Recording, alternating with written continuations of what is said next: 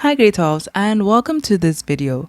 In this video, we are going to be working on some past exam papers dealing with optimization.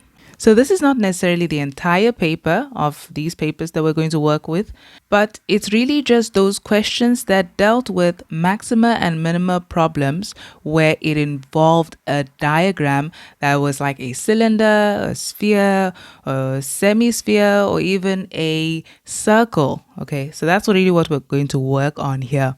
Okay, so that's what we're going to be doing in this video. And let's get to the first question.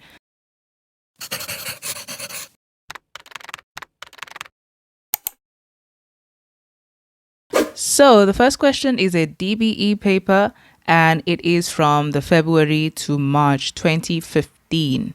Okay, so we have question 9 and question 9 says, a necklace is made by using 10 wooden spheres and 10 wooden cylinders. The radii are of the spheres and cylinders are exactly the same. Okay, so we've got 10 spheres, 10 cylinders, and the radiuses or the radii of each of it, right, are the same. So that radius there is the same as the radius on the cylinder from the center to the circumference. And then they tell us that the height of each cylinder is h, and the wooden sphere and the cylinders are to be painted. Ignore the holes in the spheres and cylinders gladly because that would make things much complicated. So they give us some calculations here, and I think it's best to just figure out what exactly is what. So as you can see, there are the formulas of the volume and surface area. So we first have something that says pi r squared times h. This is the formula for a cylinder.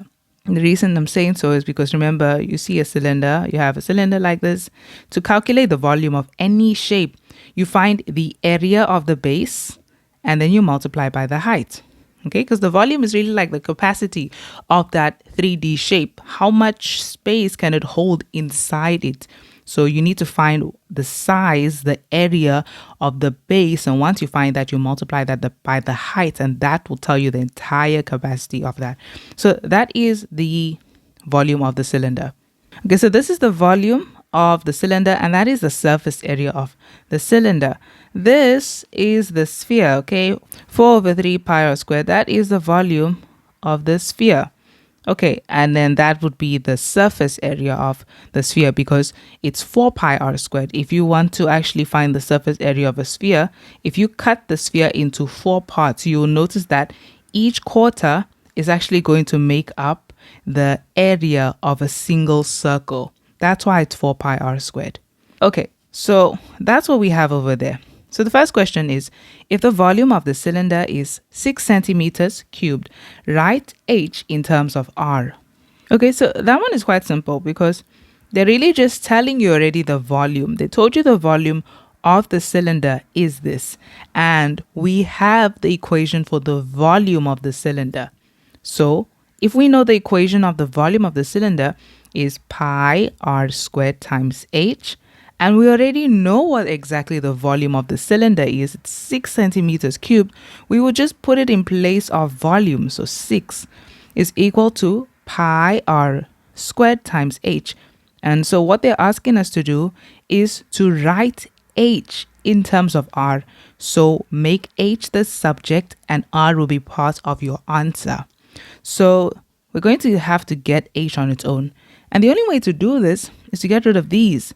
Now they all multiply into the h, so the only way to remove them is by dividing by that. Because this is an equation, what you do on the one side, you must do on the other side. So we divide both sides by pi r squared. And so when these cancel, h is equal to just 6 over pi r squared. And that is our expression for h in terms of r. Okay, then 9.2 says, show that the total surface area S of all the painted surfaces of the necklace is equal to this. So in other words, they're really just asking you to find the total surface area of every part of this necklace that will be painted.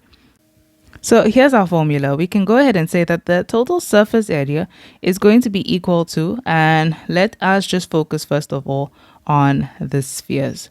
So there are exactly 10 spheres. And we know that the formula to calculate the surface area of the sphere is this. So this is for one sphere, right? If you had one sphere, you'd say 4 pi r squared. But we have 10. So to calculate that, we'll say 10 multiplied by 4 pi r squared. Then we would have to include, so we're adding here, we're going to have to include the surface area of the cylinder, okay?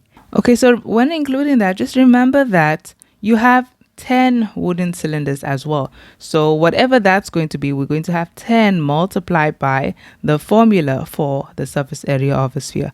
Now, do you see that we have two terms here? So you need to ensure that you protect this with brackets. So we're going to say 10 times 2 pi r squared plus 2 pi r h.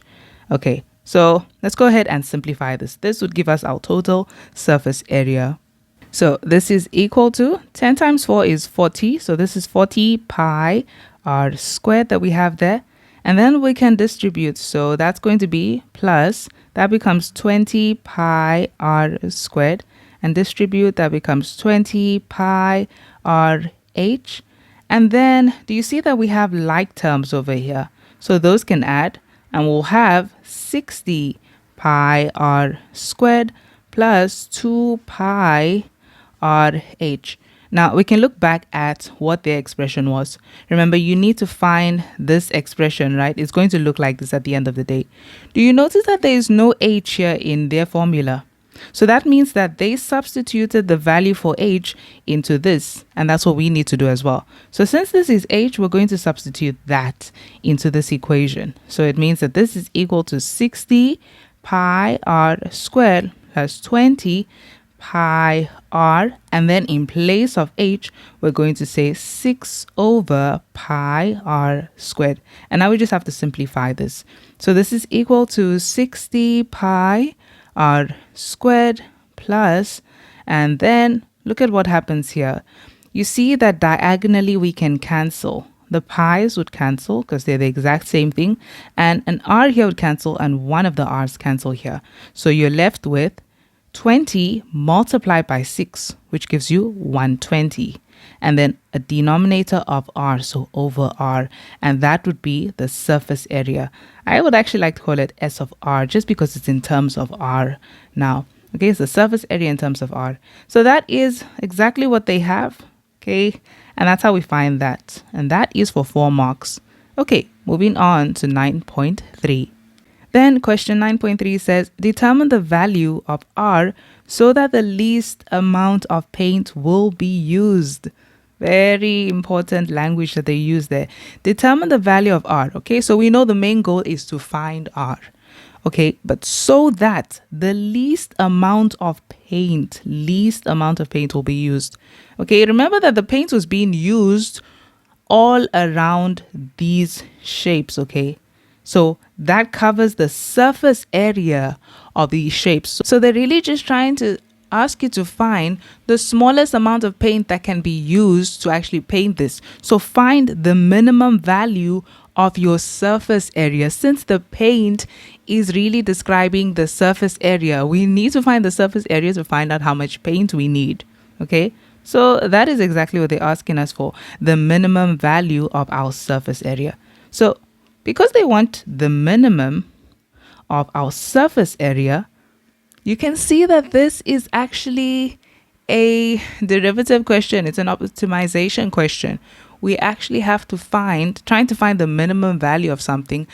You can look at finding the minimum value of an expression or a function, like, for example, if you had a cubic function, right, and you wanted to find the minimum value of it, what we would look at is we'll look at the turning points, okay? Because at these points are where we're going to find our maximum and our minimum values, okay? And of course, we are looking for that minimum value. Now, because it is a turning point, it's a stationary point, at this point, this is the point where the gradient is equal to 0. The gradient is stationary. It's neither increasing nor decreasing. All around here, the gradient is increasing. Okay, that's why it's moving upwards. Okay, when graphs move upwards, they have positive gradients, and when they move downwards, they have negative gradients. So it's increasing here. Then when it gets to the turning point, it stands still. So the idea behind that is we're going to really find out where the gradient is equal to 0. And to find the gradient of a function, you derive the function. So that's what we're going to do with this. To find the minimum value, we need to derive s of r. So we will say, first of all, let's prepare s of r to be derived. This is equal to 60 pi r squared plus 120 over r. I don't actually have to rewrite it like that. The problem is that the r is on the denominator. It shouldn't be there. So let's move it up to the numerator. But the consequence for this is that the exponent that was on the r will now become negative. It used to be 1, it's now negative 1. And now this is ready to be derived. So we can go ahead and say s prime of r is equal to, and you're going to say your coefficient times your exponent. Now, pi is a number. So you're really saying 60 pi times 2, which is just going to give you 120 pi. And then you have your variable r, and you have to subtract 1 from that exponent, which will give you 1, and you don't have to rewrite that. Then here again, coefficient times exponent. So that will give you negative 120 r. Exponent minus 1 would give you negative 2. So this is what we have, and we can go ahead and now make our gradient equal to 0. This will help us to find either that maximum or that minimum value. In this case, it would be a minimum value. So this is equal to, and well, we can actually take out 120 as a common factor here. So really just divide both sides by 120. So 120 pi r minus 120 r to the power of negative 2, and then divide both sides by 120 since it is common all through.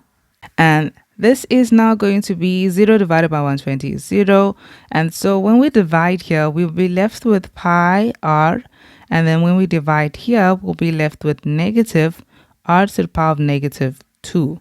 Okay, because this is negative, you might as well just take it over. Okay, I don't want to take r out as a common factor because r isn't really common here. This is r to the power of negative 2, not r to the power of positive 1. Okay, so I'll just take that over, and that becomes positive r to the power of negative 2. But because this is negative, how you can rewrite r to the power of negative 2 is, why don't you make the exponent positive? To make the exponent positive, you need to move it from where it currently is. It's currently on the numerator. Move it to the denominator. So it becomes r squared, and the numerator that you will have here is that placeholder of 1 that was actually in front of the r. Okay, it's not that denominator of 1. They don't swap places. Okay, they don't switch places. That is just a place value of 1 that was in front of the r initially. So this is equal to, and we're going to now have here pi r. Okay, so at this point, now we can go ahead and actually attempt to solve for r.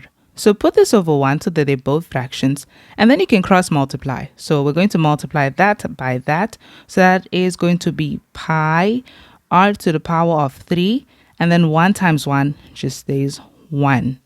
Then this is equal to, well, you can get rid of the pi by dividing both hand sides by pi.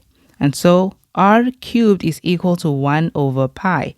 So to find r, you just have to find the cube root of both sides to get rid of that cube root, that cube. Now remember that when finding the cube root, it's not the same case as a square root where you have to include a plus and minus. This is just a cube root. So this is r is equal to, and we can go ahead and find out what exactly the cube root of 1 over pi is, and just round off to 2 decimal places as the exam paper usually asks you to. And that answer is 0.68 rounded off to 2 decimal places. And remember that these dimensions were in terms of centimeters. So that volume was in centimeters cubed. So this radius is in centimeters. And that would be our answer. So r should be 0.68 centimeters so that we can use the least amount of paint. in this necklace? Okay, so that is that first question. And then we move on to the next question. Okay, the next question is on February to March 2016. So, question 9 says a soft drink can has a volume of 340 centimeters cube, a height of h centimeters, and a radius of r centimeters. 9.1 says express h in terms of r. Okay, it's a lot like the previous question. So, grade 12s, you can feel free to pause the video and actually work this out and then play for the solution. Okay, 9.1. We need to express H in terms of R. Well, they tell us that the soft drink can, this can, has a volume of 340 centimeters cubed. Okay, so because we already know the volume of it, we're going to use volume in 9.1. So it's the volume of a can, which is a cylinder. The volume of a cylinder is found by saying, remember, it's the area of the base multiplied by the height. To find the area of the base, because you can see that the base is really just repeating itself on top, okay? We have a radius over there. You're just going to say pi r squared, and that's the area of the circle, and then multiply by the height to get the full capacity of this cylinder. So times the height. And we can go ahead and work this out. So they already told us the volume. It's 340. So 340 is equal to pi r squared h. Then we have to express h in terms of r. So we need to make h the subject of this formula. Again, get rid of everything else. So we're going to divide both hand sides by pi r squared. And then that would actually get h on its own. So these cancel. H is now on its own, and it's equal to 340 divided by pi r squared. There we go. Okay, 9.2 says, show that the surface area of the can is given by A is equal to, and as you can see in this expression of the surface area of the can, you don't have any H like we have here with the volume, right? We don't have any H expressed there. We have the H in the volume here, but we don't have it here. So it means that they eventually substituted the value of H. So let's go ahead and find the surface area. So the surface area of a cylinder, this entire can, you'd find the area of the top, the area of the bottom. Because the top and the bottom are both circles, the area of a circle is found by saying pi r squared. But we have two sets of circles, so that's 2 pi r squared. Okay, and then of course we find the area of that rectangle that covers the can. So that part would be, you're going to have to, it's like taking this thing and stretching it out again, remember? So when you stretch that out, this part is the circumference that is covering this.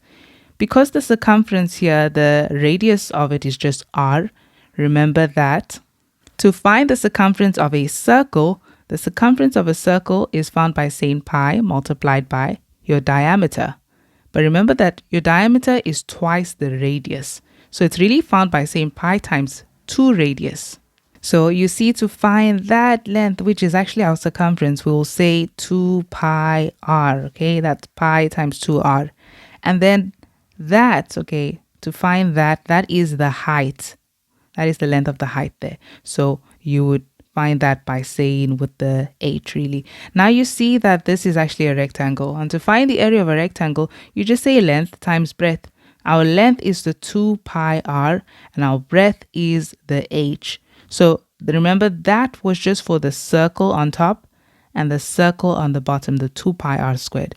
But we need to include that body part of the cylinder, which we would do by adding, okay, because it's the surface area. We're taking the parts of all the shapes we're seeing in this 3D shape. And so we're going to add that by the area of that flat side, okay, the body of the cylinder, which is the 2 pi r multiplied by h, because you find it like finding the area of a rectangle. Okay, so with that, you see, you just needed to know your formulas for those shapes. So that is how we would find the surface area, which, as you can see, they are calling A. Okay, so this is equal to, and let's just see if we can actually, can't really simplify anything further. I can just leave this as H. But as you can see in their answer, they do not have H. So it means that they took H and substituted it into this equation. So this is now A of R, like they have there in terms of R, is equal to 2 pi R squared plus 2 pi R. And then in place of H, we put 3340 and then pi R squared. Okay, so let's simplify. So this is equal to, we still have our 2 pi R squared. And when we're multiplying here, you see that across things would cancel again. That cancels, and one of the R's cancel. So this is just plus 2 times 340 is 680 over R, because the R is still there on the denominator. Do you see in their answer, they didn't leave R on the denominator. They moved it up to the numerator. So that's what we're going to do. A of R is therefore equal to 2 pi R squared plus 680 and then R to the power of -1 because we moved it to the numerator. There we go. That is our answer. And then the next question is 9.3. And 9.3 says, determine the radius of the can that will ensure that the surface area is a minimum. Okay, so determine the radius of that can. Find R that will ensure that the surface area is a minimum. So we have to clearly derive the function of the surface area and then use that to solve for R, because that will tell us what exactly the radius should be for that to be a minimum. Okay, so for the third question, 9.3, all we're going to do is we're going to take our formula that we have already. Now, you see that it's already simplified, so we don't even have to prepare it to be derived. It's already ready to be derived. So we're going to go ahead and say A prime of R is equal to, and let's derive. So it's 2 pi times 2, which is 4 pi. And we have R minus 1, which is 1, and stays like that. Then coefficient times exponent is -680 R. And then exponent minus 1 is -2. Then you're going to make that equal to 0 because we're making our gradient equal to 0. And this is equal to 4 pi R minus, and we will have here still 680 R to the power of -2. Okay, we might as well just go ahead and take that over. So it becomes positive 680 R to the power of -2. But what we can do with this is actually, because it's negative, the exponent is negative, we can just move it down to the denominator. So it becomes R squared. And we still have our 4 pi R here. So now we just have to simplify. Okay, so to simplify, we can put this over 1 and just cross multiply. So cross multiply, this multiplies here, and this gives us 4 pi R to the power of 3, which is equal to, that multiplies to 1 and becomes 680 still. And then we can go ahead and divide both sides by the number that we have here, which is actually 4 pi, because pi is also a number. So divide both sides by 4 pi, and R cubed would be equal to, well, instead of actually putting that on the calculator, we don't want decimals yet. What we can just do is divide 680 by 4. Okay, so there is a common factor of 4. That divided by 4 is 1. This divided by 4 would give us, that's like saying 680 divided by 2, which gives you that 340, then divided again by 2, which is 150 plus 20, which is 170. Okay, so we're going to have 170 over there, and it's 170, but we still have the pi as our denominator. And now we can go ahead and solve for R. So it's a cube. Okay, it's R cubed, so we can cube root both sides to actually solve for R. And R will be found by saying the cube root of this number. And R is finally equal to 3.78. And let's just remember what unit of measurement this was in. It was in centimeters because the volume was in centimeters cubed. So this is centimeters. So do you see that these questions are really just a repetition of each other? Okay, 2015 and 2016, very similar. Okay, moving on to the next question. Okay, so this is the May to June 2016 paper. And here is where you see that repetition in questions happen a lot. So if you did a lot of past exam papers, you would start to see that pattern by now. You look at this question, look at question 9 and what it says. It says, a 340 milliliter can with a height of h centimeters and a radius r centimeters is shown below. And they tell you that 1 milliliter is equal to 1 centimeter cube. That's like them even just telling you a can that has a volume of 340 centimeters cube is presented, just like this question that we just worked on. So in this one, I really see no use of actually dealing with this question, because the first question just tells you again, you need to find the height in terms of r, the radius. Same thing.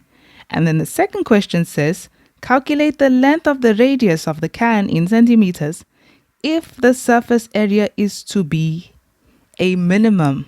Okay, so grade 12s, you can actually work on this one by yourself. You can actually find the memo to this paper online, because this is a May to June paper and they're generally much easier to find. So if you Google it and say memo, you should find it.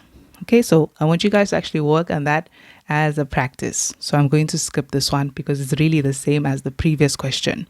Okay, so we move on to the next one, which is from KZN. So this is the June 2016 KZN paper, and this is question 8, also very similar to those questions. So question 8 says, a water tank in the shape of a, forgive me for the way, the quality of this is actually a really old paper. So you'll notice that the old papers, they usually just scanned and then uploaded. So the quality wasn't as good as it should be. So we have a water tank in the shape of a cylindrical prism, has a volume of 330 milliliters, height of h centimeters and a radius of r centimeters. Now, you should already know the conversion. I know that it was here, so had you been working on these questions specifically, you'd have already known this. You should know the unit of conversion from milliliters to centimeters cubed, okay? So 1 milliliter is always going to be equal to 1 centimeters cubed. Now you can keep that in mind. Okay, so for this question, the only thing they didn't do is tell you that. So just remember that 1 milliliter is equal to 1 centimeter cubed. And the first question is, show that the height of the cylinder is given by this. So how would we find the height of the cylinder given what they told us? Well, note that they told you that this shape of this prism has a volume of 330 milliliters. It's volume, right? And you want to show them that this is the height. The height is not in milliliters, it's in centimeters, right? Okay, because they told you that h centimeters and r centimeters. The height and the radius are both in centimeters. So you need to just convert your volume into centimeters cubed. So like 1 milliliter is equal to 1 centimeter cubed. So it means that your volume is actually just V is equal to 330 centimeters cubed.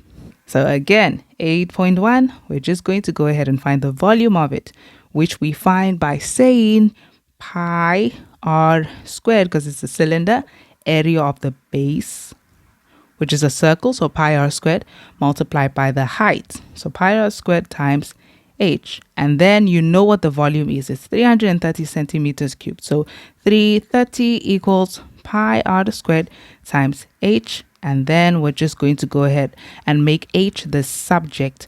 So we'll divide both sides by pi r squared. And that would leave us with h just being equal to 330 divided by pi r squared. And that is our answer. So there. Okay, the next question. Show that the surface area of the cylinder can be given by this. So just find the surface area of this shape. Remember, you're finding the area of the top, area of the bottom, okay? And then this part, which I've already explained previously. So the surface area of a cylinder is found by saying 2 pi r squared. That is your two circles on the top and the bottom. And then the shape, the body of the cylinder, is found by saying the circumference of the circle, because if you stretch it out, that's what forms your rectangle. That's what forms the length of your rectangle times the height. Okay, and the length of the rectangle, because it's the circumference of a circle is found by saying 2 pi r, because it's really just pi times diameter. So we're adding that to 2 pi r. And we're not done with that because that is just that part, the length. You need to say length multiplied by breadth to find the area of that bigger shape there. So that is multiplied by your breadth, which is your height. So times h. Multiplied by h again. So just remember the formulas and this should be fine, because you see that they will not always present the formulas. Again, as you can see, they did not include h. So it means that we substitute h into this. So s is equal to 2, well, I can call it s of r now because it's going to be in terms of r, 2 pi r squared plus 2 pi r multiplied by 330 over pi r squared. And then we're going to cancel the pi and the r, the pi and the r, and you're going to be left with s of r being equal to 2 pi r squared, and then 2 times 330 will give you 660 over, and you just have an r left. And there we go. That's how they got that. Okay, now 8.3 says, calculate the value of the height of the prism so that its volume is at a maximum. So it's a bit different this time. They're not asking for you to actually find the surface area, okay, to find out, let's say, r, so that the surface area is at a minimum. Okay, so looking at this question, I see that there is actually an error with the question.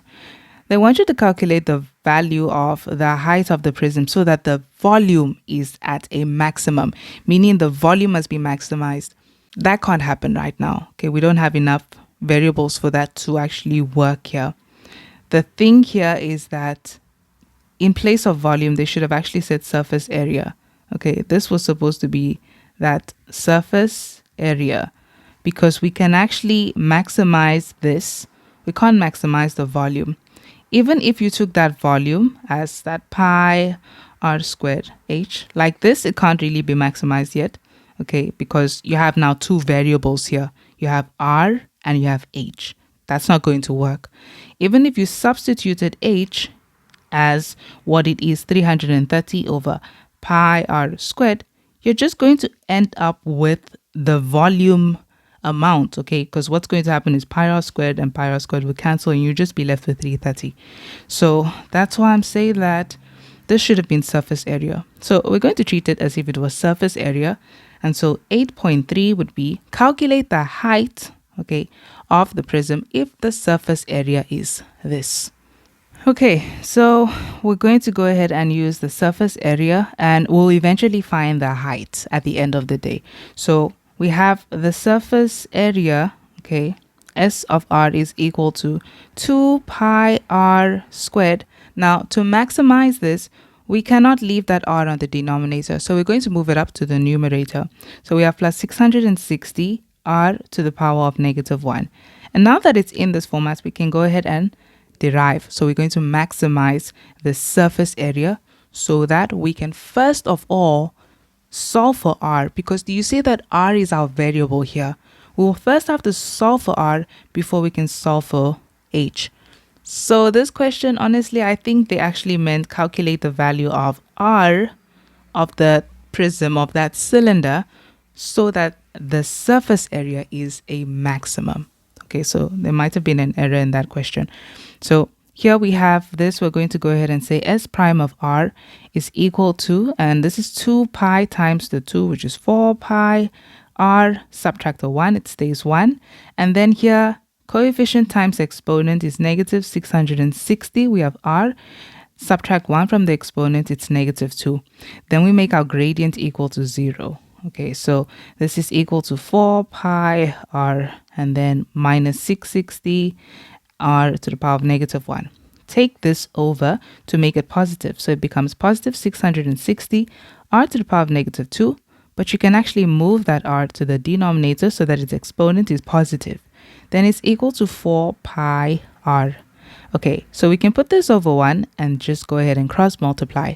So cross multiplying, that will give us 660 is equal to cross multiply. That will give us 4 pi r cubed. Then we can go ahead and get r cubed on its own by dividing both hand sides by 4 pi, and this is going to give us r cubed is equal to, well, we can leave the pi and divide the 660 by 4. So 660 divided by 2 is already 330. Then if you divide that again by 2, 300 divided by 2 is 150. 30 divided by 2 is 15. So we have 165 that we'll have there. So that's 165 over pi that we have left. And then we can go ahead and find the cube root of both sides. Remember, you don't need plus or minus because this is a cube, not squared or to the 4th power. So r is equal to the cube root of this. And that is a 165. Sorry about that. Okay, so that gives us 3.74 rounded off to 2 decimals. And now that we have that, you can go ahead and use that to find h, but that's probably not what they meant. Okay, if you wanted to find h, you already have a formula for h, which is this. So we could have just used this formula to go ahead and find h by substituting r into this formula. So let's say this is h is equal to, and we'll substitute r. So h equals 330 over pi, and in place of r, you just say 3.74, or really ounce, since it was the final answer that you had there. So I'll just leave it as 3.74, and then I'll just find that answer. So by ounce, I just meant the entire answer of this, since technically that was not the final answer. Centimeters rounded off to 2 decimal places. Okay, so that would technically be h, but they actually wanted you to find r, so you could have actually stopped there. Okay, so that was KZN 2016 for June. And then we move on to the next question, which is on the May to June 2017. So this one is not necessarily a cylinder, but it is a curved shape. Okay, a shape that at least has a curved part. So the figure above shows the design of a theater stage, which is in the shape of a semicircle attached to a rectangle. So we have this semicircle attached to the rectangle, and this whole thing makes up this stage. So the semicircle has a radius of r, as we can see over there, and the rectangle has a breadth of b. The perimeter of the stage is 60 meters. That is the perimeter they've given us. So 10.1 says determine an expression for b in terms of r. So find b in terms of r given what they have given you. So you have to look for that main thing they gave you. What did they tell you the size of? As we have seen with all the other past questions that we just worked on, they always tell you something about the shape they've given you. They give you a numerical calculation for maybe the volume or even the area or the surface area. They tell you that, right? In this case, it is the perimeter. They told us the perimeter of the stage is 60 meters. So we already know that. So it means the only formula we're going to start with in order to determine an expression for b in terms of r is perimeter. So let's look at how we can actually find the perimeter of the shape, since we know that the perimeter is exactly 60 meters. Okay, so the perimeter of this particular shape, I'm not saying of a rectangle or semi-sphere, this particular shape. Okay, so it's made up of a rectangle and a semi-circle, but just also remember that the perimeter is really just the lining around the shape. So that is actually what we're looking for. So let's actually find out what that is going to be. What are we adding together to find that? So we need to find, we will take the breadth. So B is going to be there. Then we will have to take this entire length. How do we know what exactly that is? Well, do you see that they told you that the radius is r? So from here to here is r. That means from there to there is also r. And that actually makes up 2r. If this is 2r, this is one of the sides of the rectangle. This is the length of the rectangle. That makes that 2r. So it means that to find this perimeter, we'll take the breadth plus 2r. And then what is this? This is another breadth that we have here. We'll take plus that. Then we have to find the distance. We have to find exactly what this is going to be. How much meters will this lining be by the semicircle? Think about it like this. An entire circle. How do you find the perimeter of an entire circle? Well, the perimeter of an entire circle is known as the circumference. And the circumference is found by saying pi multiplied by the diameter. And if you say pi times diameter to find the circumference, the diameter can be seen as two radiuses added together, two radii added together. Okay, so in place of diameter, we can change that to 2r. So together, the equation for the circumference or the perimeter of a circle is 2 pi r. But remember, we're not just looking for the entire circle. We're trying to find the circumference of half a circle. Okay, so this part only.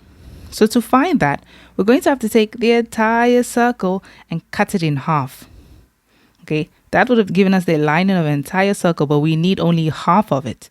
So we're going to have to take this and divide it by 2. You see that if you divide that by 2, what's going to happen is 2 and 2 would cancel. So the perimeter for that, the calculation for that would be pi times r. And that's how we find everything here. Okay, so with that, to find the perimeter of the entire shape, we would say the breadth, that's a breadth there, plus 2r, plus another breadth. So we have 2 b's. Okay, so I'm going to say 2b plus, and you see that we have 2r over there. So that's 2r. And then plus this half the circumference of this circle, which is pi r. So plus pi r. So remember that they told us that the perimeter was already 60 meters. So we're saying 60 is equal to 2b plus 2r plus pi r. And the question is to determine an expression for b in terms of r. So all you have to do is make b the subject. So I'll leave b on one side, leave 2b on the right hand side, and take everything else over to the left hand side. On the left, we already have 60. What comes over is the 2r, so it becomes negative 2r. And the pi r comes over, becomes negative pi r. Okay, so at this point, we just need to make b the subject. So you need to get rid of the 2 by dividing both hand sides by the 2. So this means that I'm just going to say b is equal to, and let's simplify here. 60 divided by 2 is 30. Negative 2r divided by 2 is negative r. And negative pi r divided by 2, well, you can see this as there's an invisible 1 in front of the pi. Okay, because it's a variable right now. It has not been converted into a decimal. So you can see that as negative 1 over 2, negative 1 over 2, and then you have pi r. And that would be an expression for b in terms of r. Okay, so that is 10.1 done.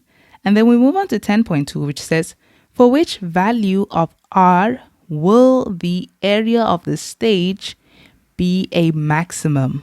So we need to find r, okay, if the area, so we've only been working with perimeter.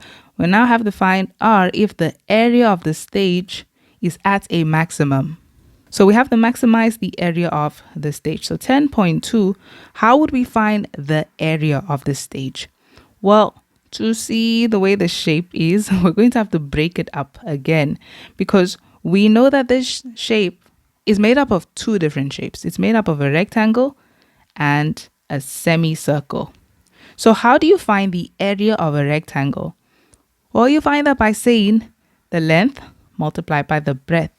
So you can see that that would just be 2r times b. That's how we would find that part. So I'm still going to first of all say a is equal to, and I'll say 2r times b, because that's how I'll find this part.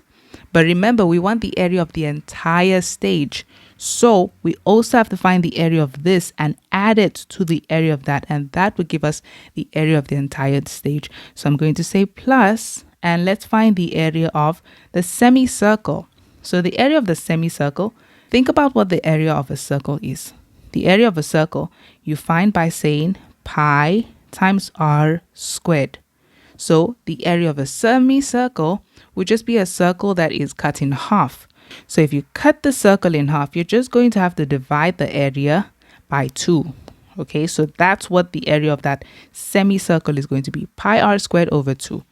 Okay, so plus pi r squared over 2. Okay, so I will put that as a single fraction as well.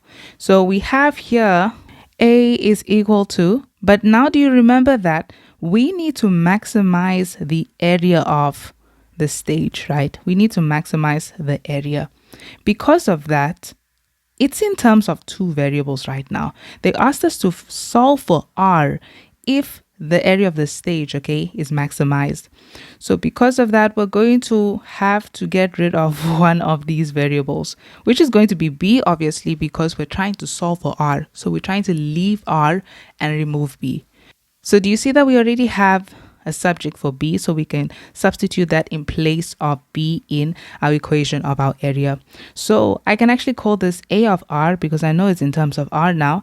And so we have 2r multiplied by, and we're going to have to multiply it by that whole thing. So multiply by, and instead of using a multiplication, I'll use a bracket since we have more than one term here. So that is 30 minus r minus a half pi r. So the key here is to just be really careful to not make little mistakes. Then we have plus all of this. Now this can be also looked at as a fraction with a 1 in front of the pi. So that is actually 1 over 2. So we can say this is actually 1 over 2 pi r squared. Okay, a half pi r squared would be the area of a semicircle. We're just going to simplify at this point. So a of r would be equal to, let's distribute. So that's going to give you 60r, and that is going to be negative 2r squared. And that, see, if you say 2 multiplied by negative a half, of course it will be negative. But you see your 2 and 2 would cancel. So you're left with negative 1, right? So it's a negative 1 in front, but then you still have the pi and r, so you don't have to write the 1 there. So we have that, right? But do you see now that you had a 2r here multiplied by all of this? We only multiply the 2 with the negative a half, and we know it gave us negative 1. So we have negative, and we still have the pi there. But then there's still the r times the r, which gives you r squared. So plus, then we have a half pi r squared. Okay, so let's see. Do we have any like terms here? Okay, I see pi r squared and pi r squared. You can actually look at this as negative 1 pi r squared plus a half pi r squared. So it's really just negative 1 plus a half. And then these are really just the like terms. So what is negative 1 plus a half? That's like saying a half minus 1, which is just going to give you negative a half. Okay, so it becomes negative. So this is just going to be a of r is equal to 60r minus 2r squared, and then that becomes negative a half pi r squared. Okay, that stays the same. So that would be the area. Now that we have found the area, we need to go ahead and maximize this. So we'll go ahead and do this by saying a prime of r is equal to, so this is going to be equal to 60 times the 1, which stays 60. And you have r now. Now the r has an exponent of 1. And you're going to have to subtract 1 from this, which will give you 0. And so r to the power of 0, anything to the power of 0 is 1. And 60 times 1 is 60.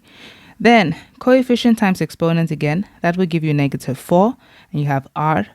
And then exponent minus 1, which is 1. And you don't have to write that 1. Then you have coefficient times exponent. In this case, it's negative a half times 2.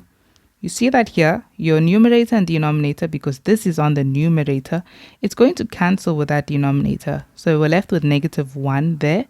And then we have the pi r. Now, because we already have a variable after this, we don't have to write the 1. So minus pi r, and we have the variable being the r, okay, not the pi. The pi is actually a number. So we have r raised to the power of 2 minus 1, which gives you 1, and you don't have to rewrite that.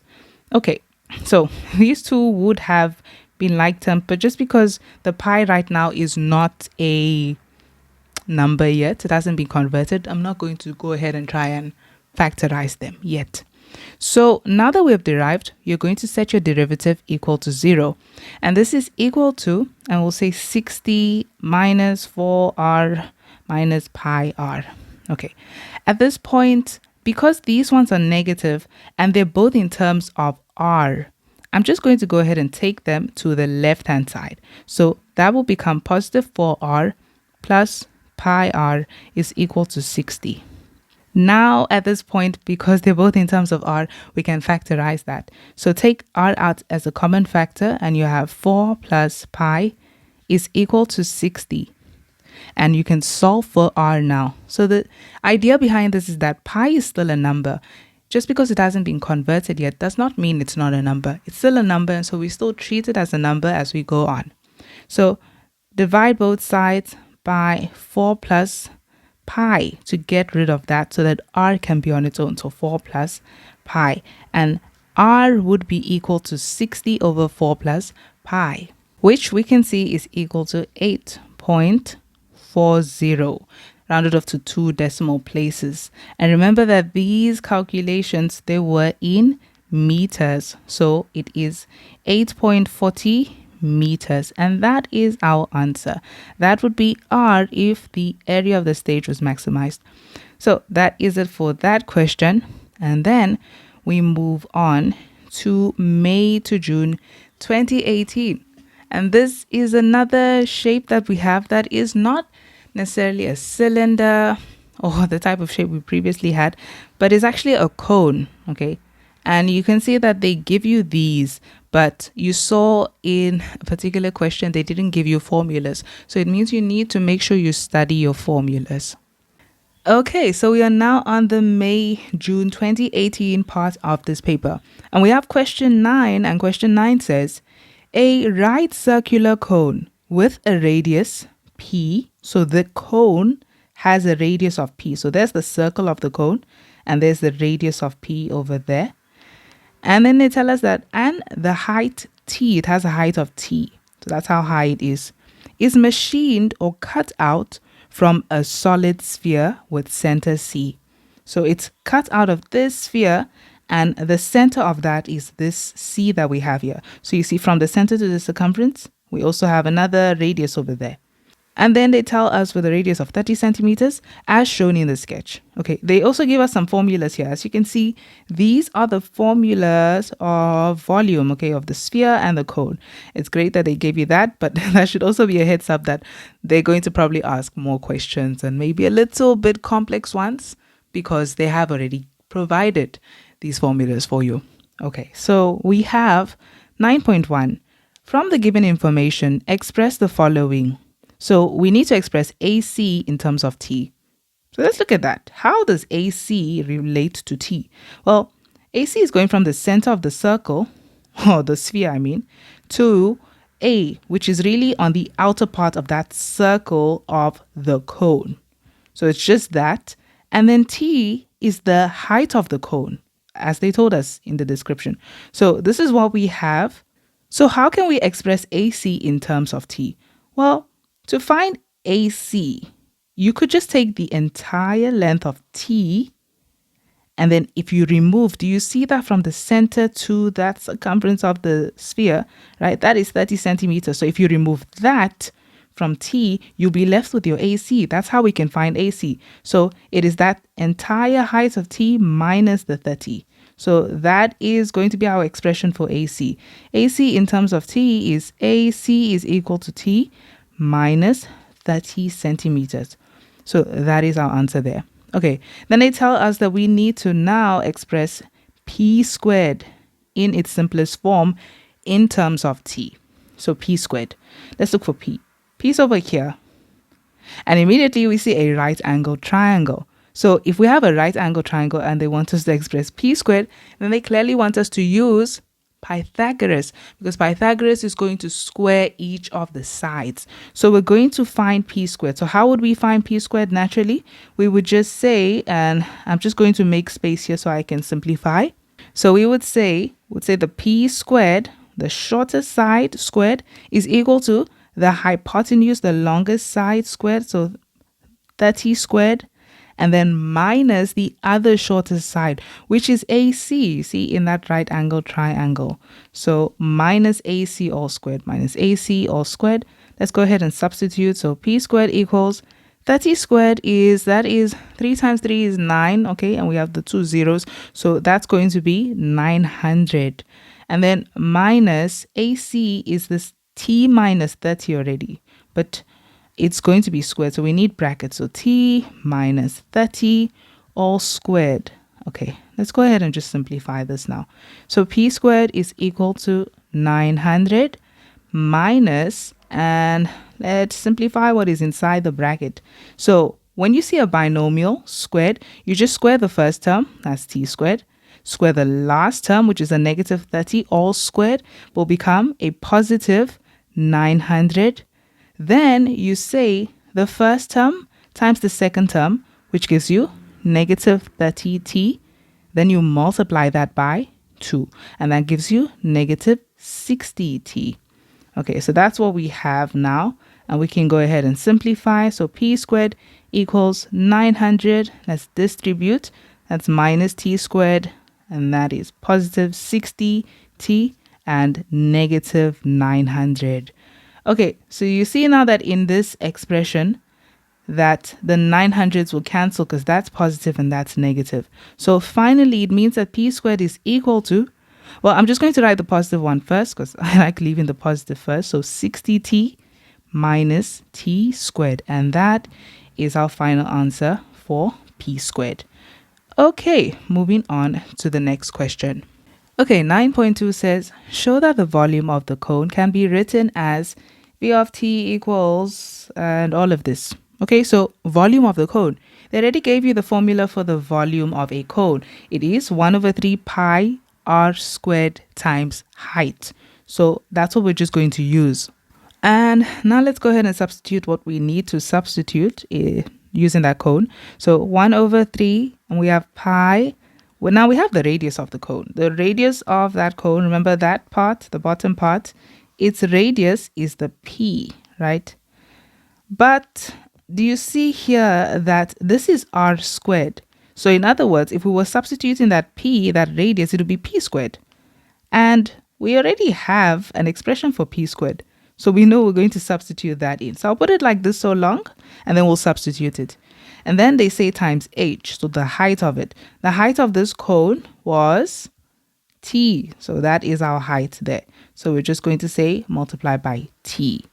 And let's just go ahead and substitute P squared now because we had r squared. Okay, so that is 60t minus t squared. So this is equal to, say, volume equals 1 over 3 pi. Now, I would have loved to just substitute it into here, but you see that this t is still here. Because they're just one single term, there are no pluses or minus signs.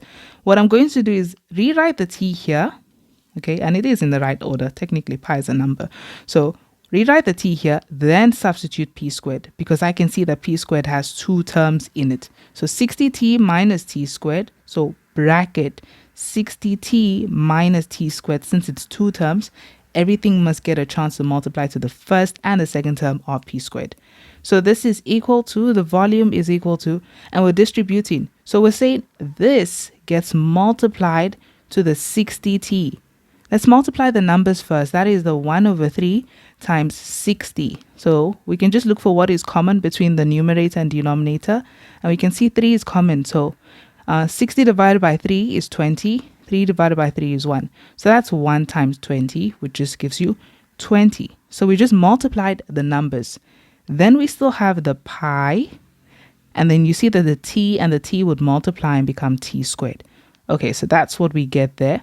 Then we need to multiply this by that last term, which is, we have a negative. So negative 1 over 3. We still have pi, and t times t squared is t cubed. And this is our answer.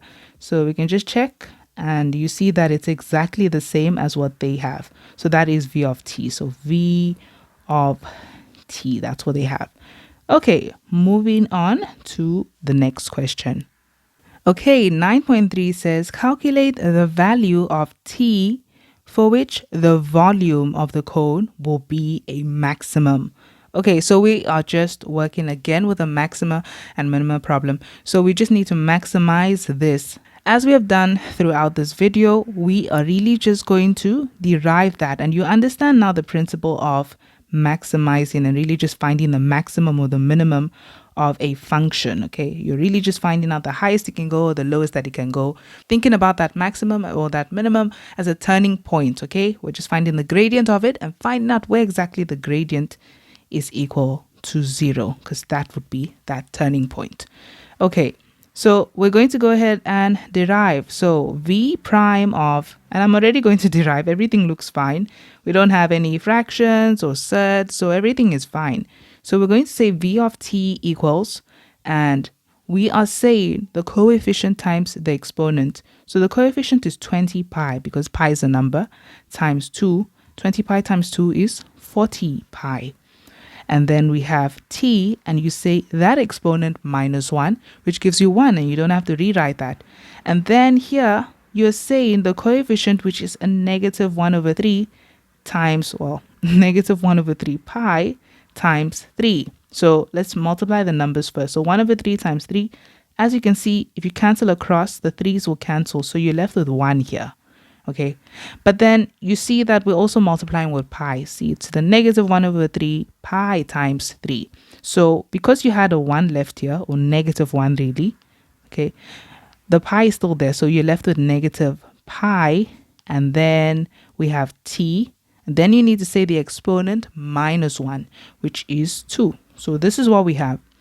Then to go ahead and find that maximum, we set the gradient equal to 0. So we have 40 pi t minus pi t squared. Okay, so now we're just simplifying.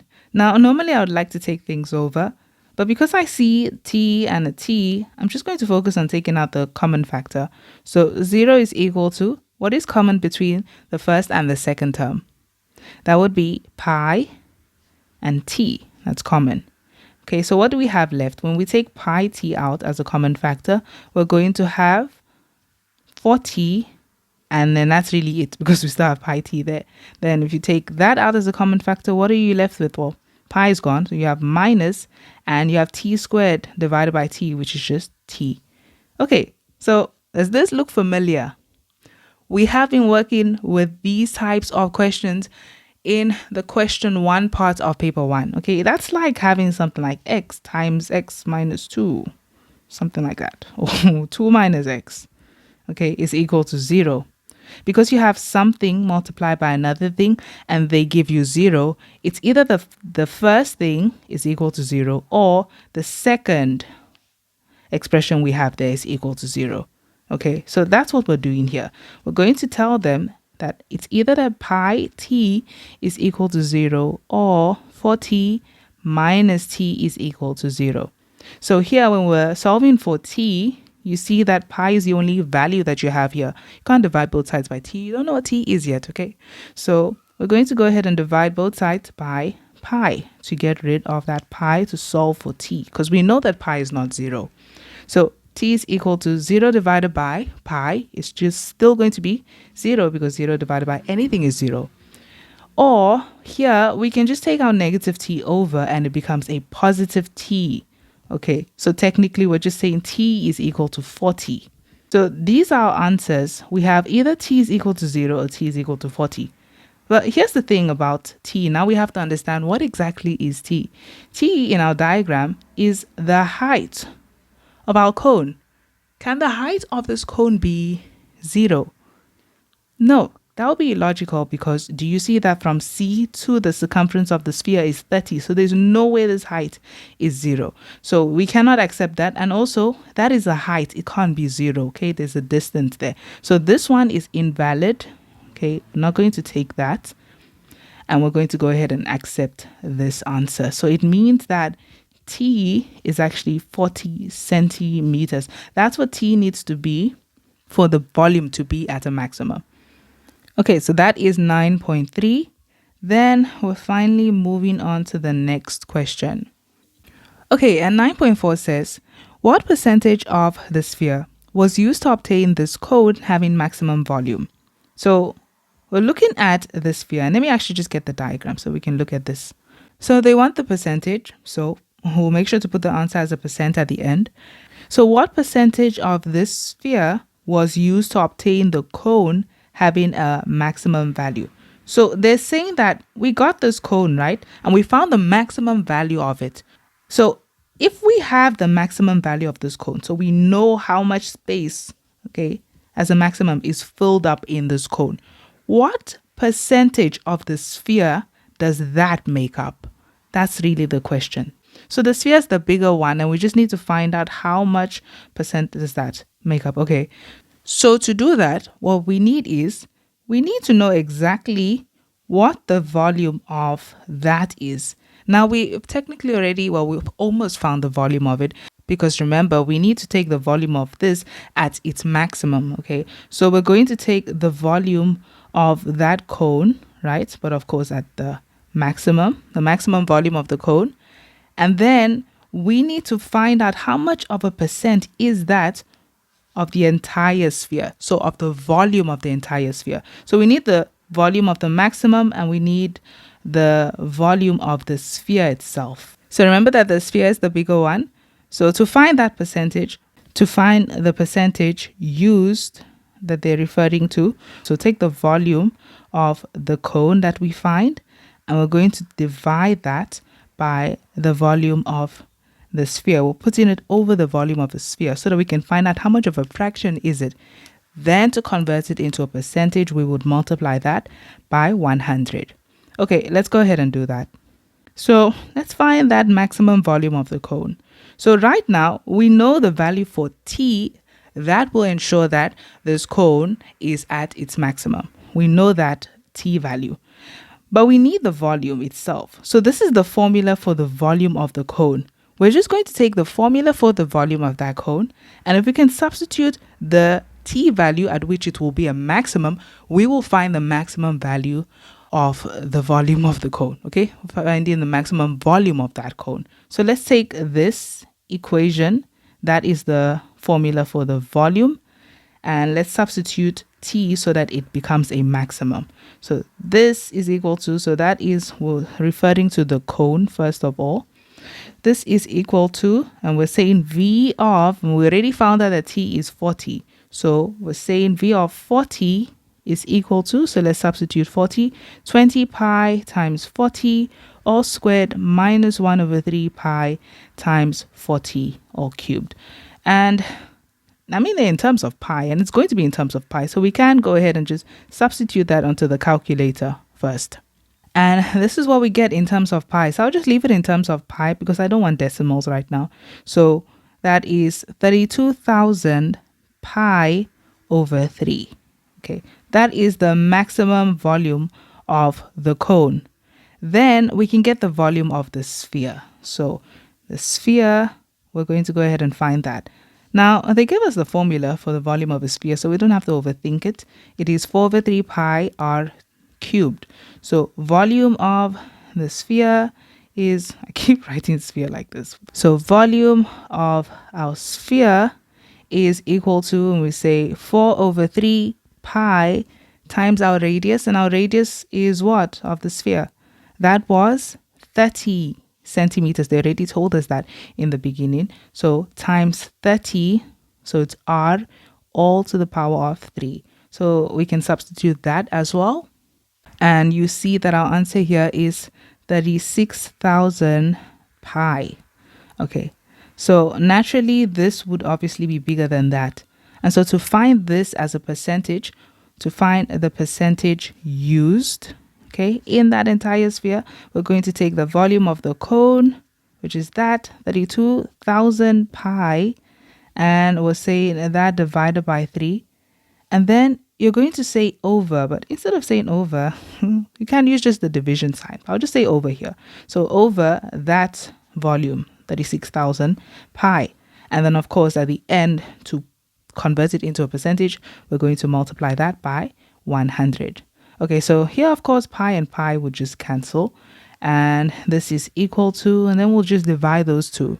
So you can actually use your calculator because, you know, this exam, you can use a calculator. So 3,000 over 3, and then this is being divided by 36,000. So 32,000 divided by 36,000, and that's what we get. So I don't really need to write the pi. You can. So do you see that we get 8 over 27? Okay, which looks good because you can see the denominator is bigger than the numerator. The volume of the sphere should be bigger than the volume of the cone. Then we should multiply this by 100 to rewrite this as a percentage. So this is multiplied by 100, and what do we get as a decimal? We get 29.629, which rounds up to 3 there, so 63%. 29.63% would be our answer. Okay, so I just tried not to round off because we don't have our final answer yet.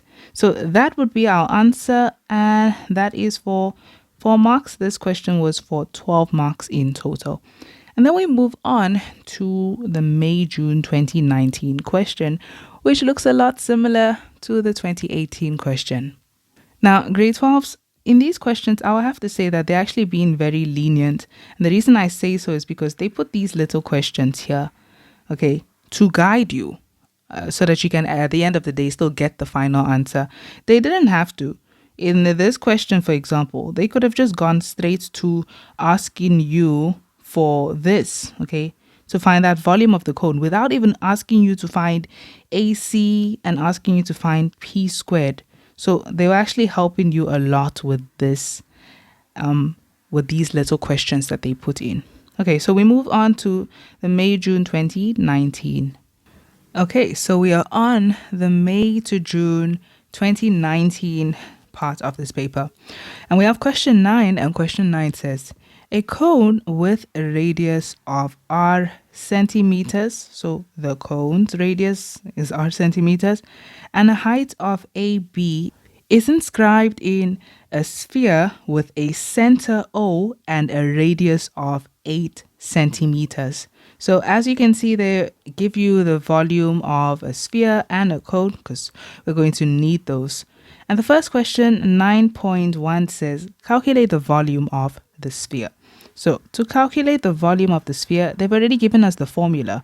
The volume of a sphere is equal to, and I'm just going to label it because we'll need that, is 4 over 3 pi r cubed. So we're going to say 4 over the 3 pi r cubed, and then just substitute. You see that in the volume of a sphere, you only need the radius. So this is equal to 4 over 3 pi, and then our radius. The radius of the sphere, like they already mentioned, is 8 centimeters, as you can see from the center to that circumference of the sphere. So this is substitute 8 all cubed, and then we'll just get this answer. So first of all, in terms of pi, it is just 2048 over 3, and we have pi. Then as a decimal, because the instructions in these exam papers usually say round off to 2 decimal places. So we will leave it rounded off to 2 decimal places. So that is 2144 and then 0.66. So 2144.66. And this is in centimeters cubed because our radius was in centimeters, as you saw. So that is the first question. And then 9.2. 9.2 says, show that r squared is equal to 64 minus x squared. Okay, so let's look at that. You see where r is. R is over here. And again, we have a right angle triangle. So we need to find r squared. To find r squared, we're going to use Pythagoras. So this is going to be r squared. As you can see, it's one of the shorter sides. So it's equal to the radius squared minus the other shorter side squared, which they told us OB is x already. So what exactly is this radius? Well, you see this radius is going from the center of the sphere to the circumference. So that is that 8 centimeters again. Okay, so we have that. So we're just going to say it is 8 squared minus, and then we have that. So that is x squared, x squared. 8 squared gives you, so r squared equals 8 squared is 64 minus x squared, and there we go. There is r squared. Okay, moving on to 9.3, which you can see is for 7 marks. So everything that we did in that previous question is probably just going to come in here. And now that you see, Great Halls, if you actually were practicing these questions like that, you would actually see that the questions are very similar. So a tip for practicing maths is you need to set out days to practice. You need to make sure you have enough time to practice. Set out days to practice and then tell yourself today or even maybe this week, I'm only focusing on calculus, for example, or this week I'm only focusing on Euclidean geometry. And then you go through those questions. If you like, you can start from earlier papers to later papers or later papers to earlier. It's actually better to go from later to earlier, okay? You can go ahead and practice like that because then you'll start to notice that the questions are very similar. So in this video that I'm making, these questions probably seem quite easy because you're seeing how they keep introducing the same thing over and over.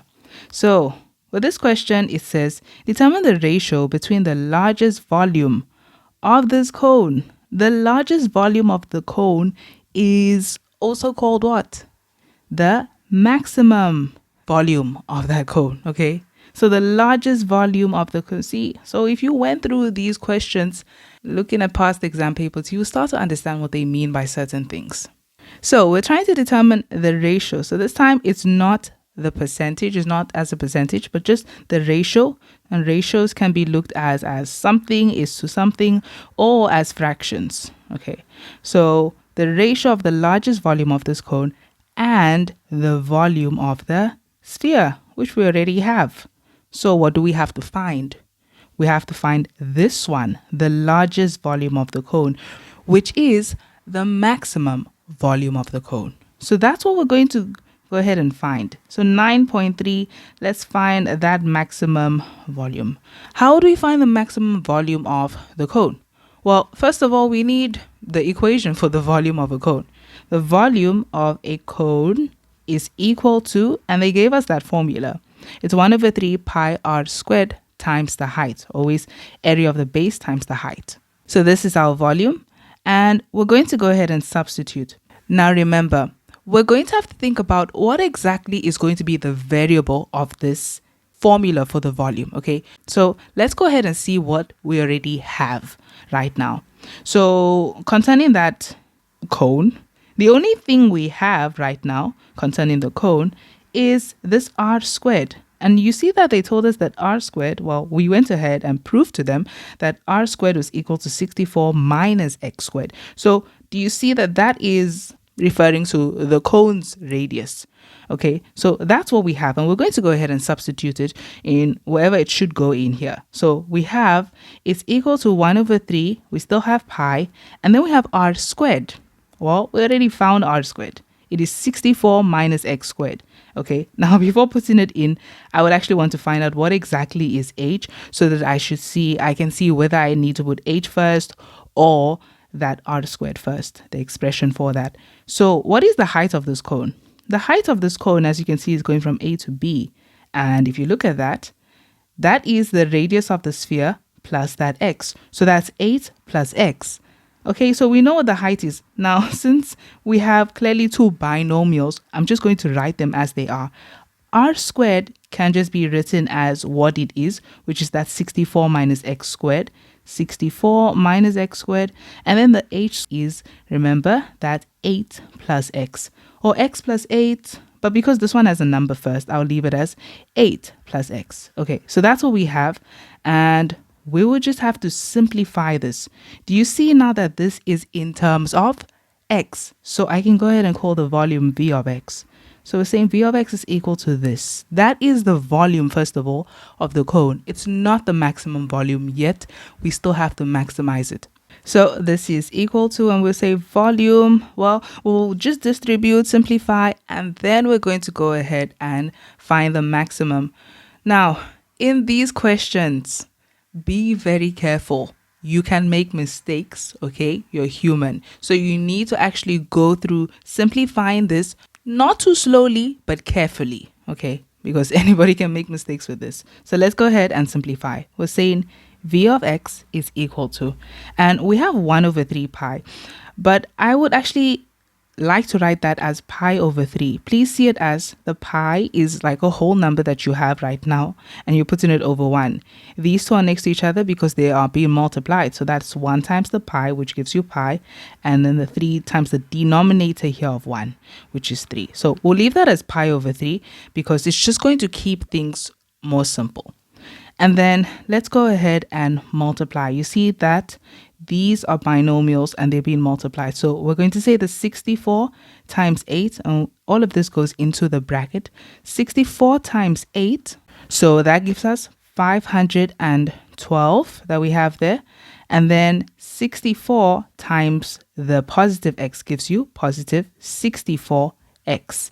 And then we have negative x squared times positive 8, which gives you negative 8x squared, and then negative x squared times positive 8, which gives you negative x cubed. Okay, so I'm going to just go ahead and push these down just so that we can distribute properly. So when we're multiplied here, we have our v of x is equal to, and we're going to go ahead and say the pi over 3 multiplied by the 512. So 512 can't really divide by 3, so we'll just leave it as 512, and that's the numerator, and it multiplies with that numerator of pi, then it's over 3. And then that multiplied by our next term would give us positive 64 and 3 can't divide, so that's 64 pi over 3, then we still have an x. Okay, then the pi over 3 multiplies to the next term, and that gives us negative 8 pi over 3, and then we still have our x squared. And then the pi over 3 multiplies to the last term. And do you see that you have an invisible negative 1 here? So that's going to multiply to your pi and give you negative pi, right? Then you still have over 3 and then x cubed. Okay, so this is what we have, and this is actually what we need to derive. So we can go ahead now and maximize the volume of this cone. So v prime of x is equal to, okay, so look at the first expression that you have there. That first term, do you see that that is actually a constant? Because pi is not a variable, it's a number. Okay, it's just pi right now. We didn't convert it. So when you derive a constant, it just becomes 0. So that stays 0. And then the next one, you always multiply the coefficient times the exponent. The exponent on x is 1. So that would stay the same. Stays 64 pi over 3. Then you have your x, and the exponent we have there, we subtract a 1. So 1 minus 1 is 0. Anything to the power of 0 is 1, and that multiplies to that and stays the same. Then we have the next one, coefficient times exponent. You see that they're not going to simplify. If you say 8 pi over 3 times 2, they can't cancel. So it really just becomes 8 pi times 2, which is 16 pi. So we have negative 16 pi over 3. Then the x, see, we have x squared. You subtract 1 from it, which becomes a 1, and you don't have to rewrite that 1 because it's a 1. Okay, it's invisible. And then we have that here, which is pi over 3, negative pi over 3, and we have to multiply that by the exponent. Coefficient times exponent, and you see that across the 3's will cancel. So you just left it a negative pi here. So negative pi, and then your x cubed, the 3, the exponent, we get 1 subtracted from it, and then we'll have a 2. So this is what is left here. We have derived to find the maximum volume, okay? We set the gradient equal to 0. So this is equal to, if you see the way this expression looks, it has 3 terms, and we have x squared and x, and then a constant. It is clearly a quadratic equation. That's what we have here. So instead of rewriting it like this, I want it to be written in the order of its exponent. So I shouldn't have actually written this. I can actually just rewrite this as, so I'll write this one first. So that is negative pi x squared. And then that one, which is negative 16 pi over 3x. And then lastly, positive 64 pi over 3. Now, here's why it's actually helpful to put it in this order. Now we can actually see what needs to leave. First of all, this has a 3 as a denominator. That also has a 3 as a denominator. That's not very nice to factorize. So we can get rid of those by multiplying both hand sides by 3. But let's see, is that the only thing we need to get rid of? When we multiply both hand sides by 3, that's fine. But do you see that in front of the first term with x squared, we have a negative? We need that to be positive so we can properly factorize it. So I'm going to actually multiply both sides by negative 3. Okay, now there is also the pi that is in the way. And we can actually get rid of that right now, but I'm just going to take this step by step for the sake of the video. So let's actually just multiply both sides by negative 3 first of all. So we have 0 on that side is equal to, and we'll also multiply in here by negative 3.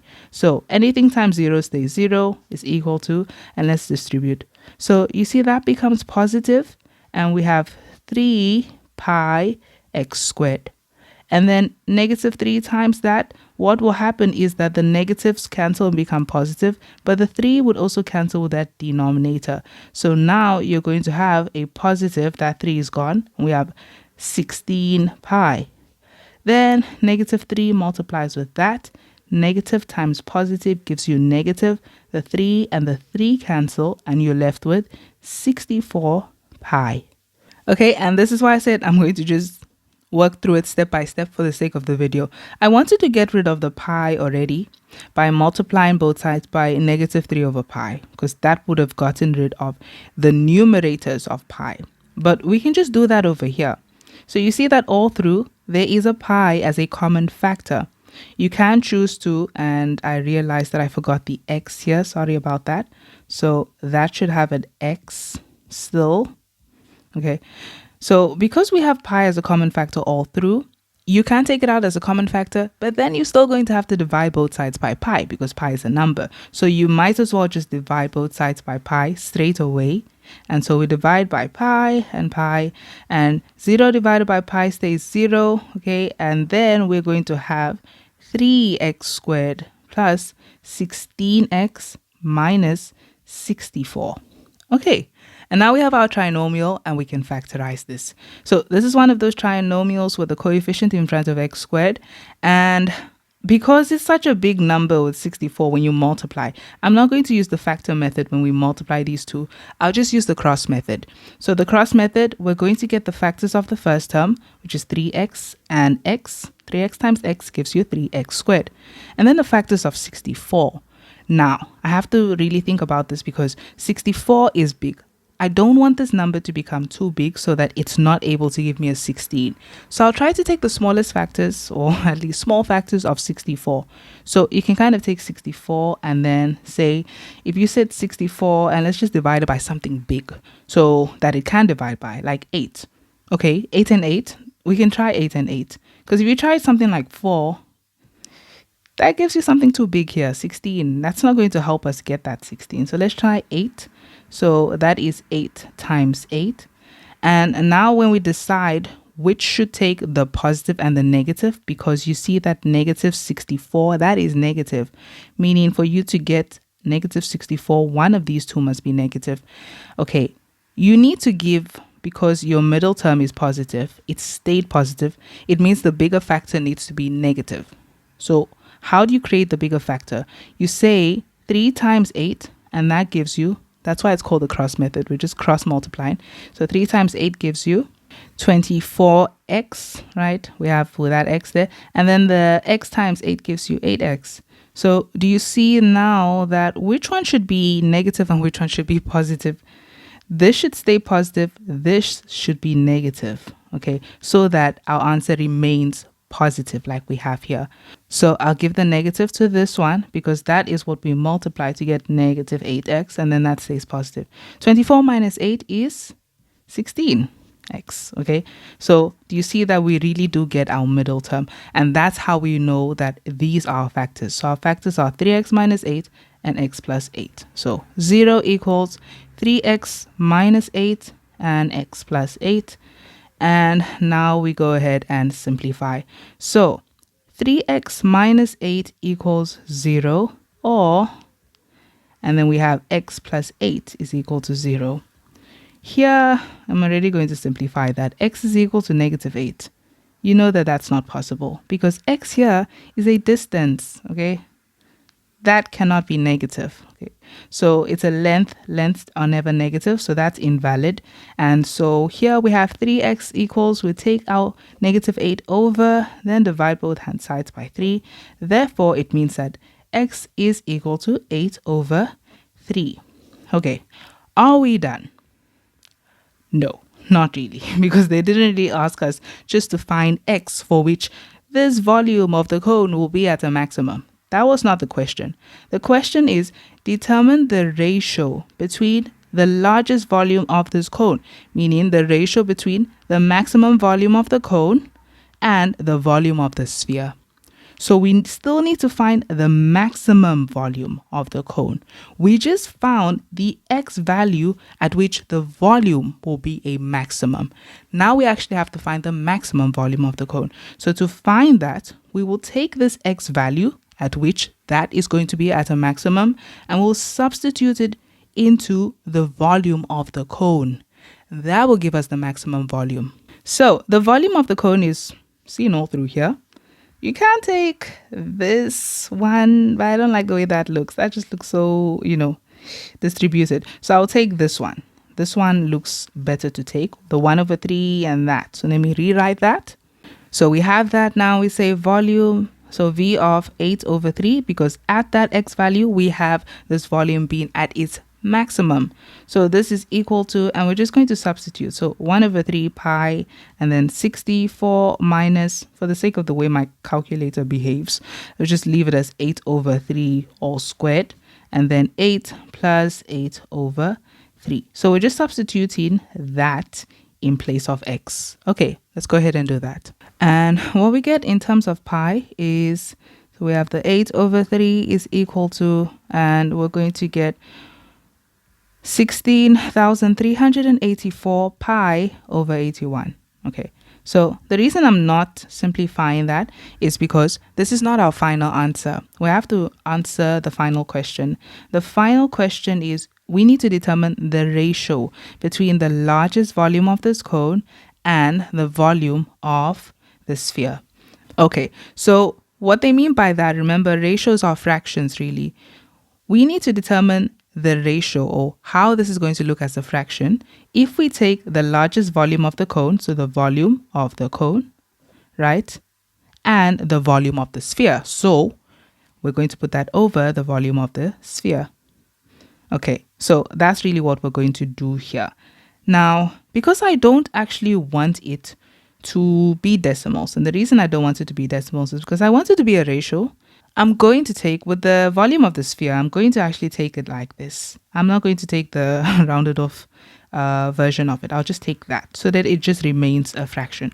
Okay, just in case of any rounding that happens. So this is going to be, we'll say it's the volume of the cone divided by the volume of the sphere. And this is equal to the volume of the cone, that maximum volume, we already found that. That is 16,384 pi over 81. And we're going to divide, okay? We'll put it in over, so I'll just use the division. And the volume of the sphere is this, so divided by that.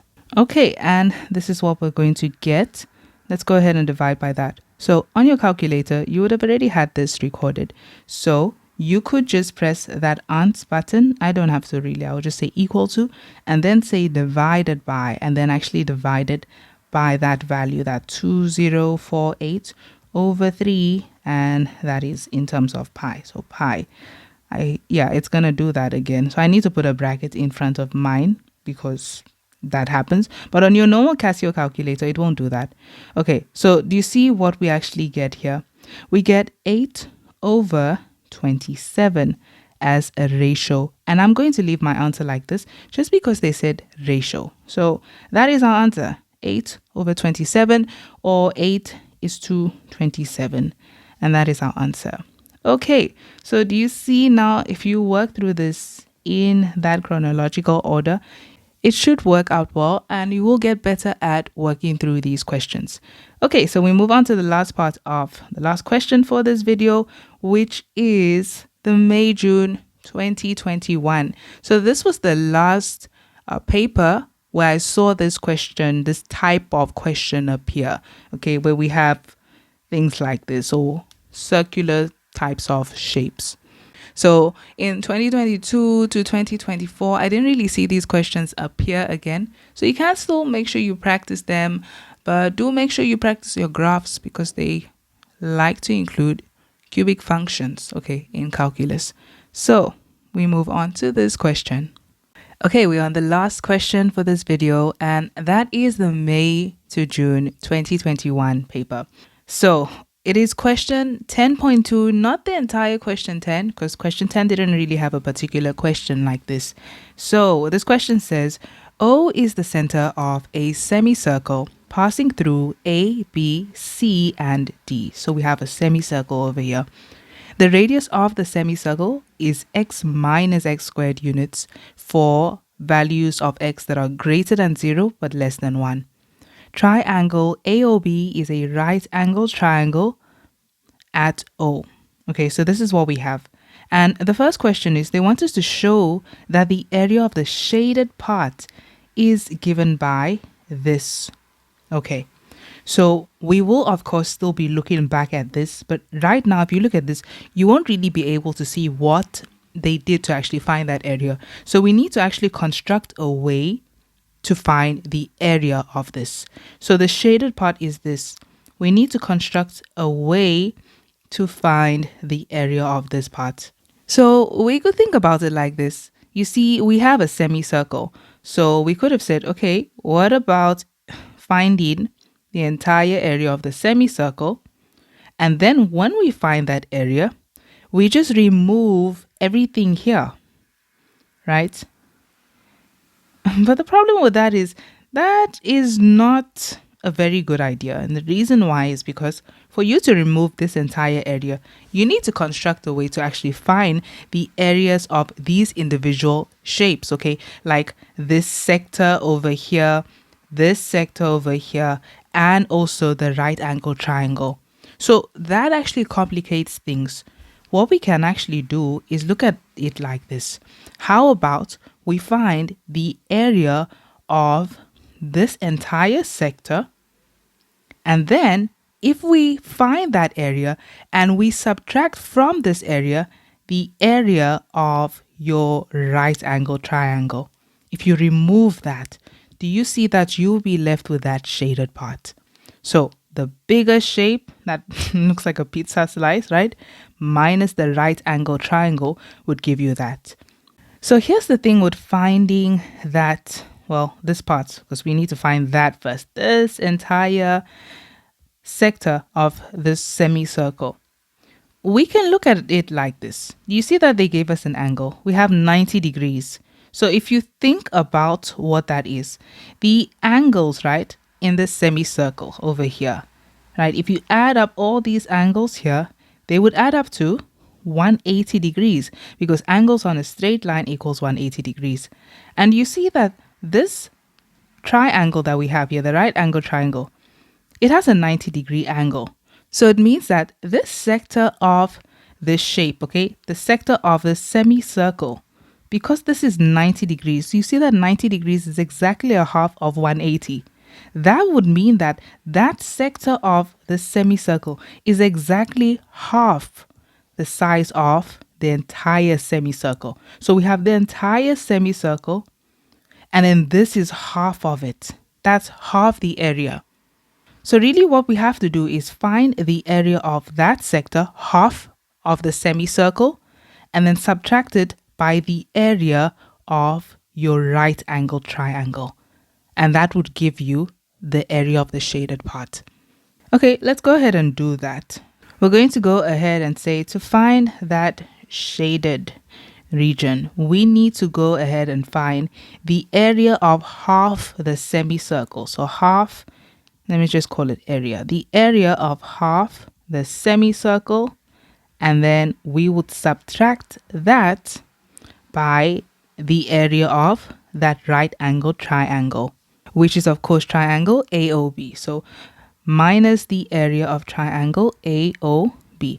Well, we could have actually found them separately, but it's better to just find it as one since they already found the area of it as one. So let's go ahead and find the area of that half of the semicircle.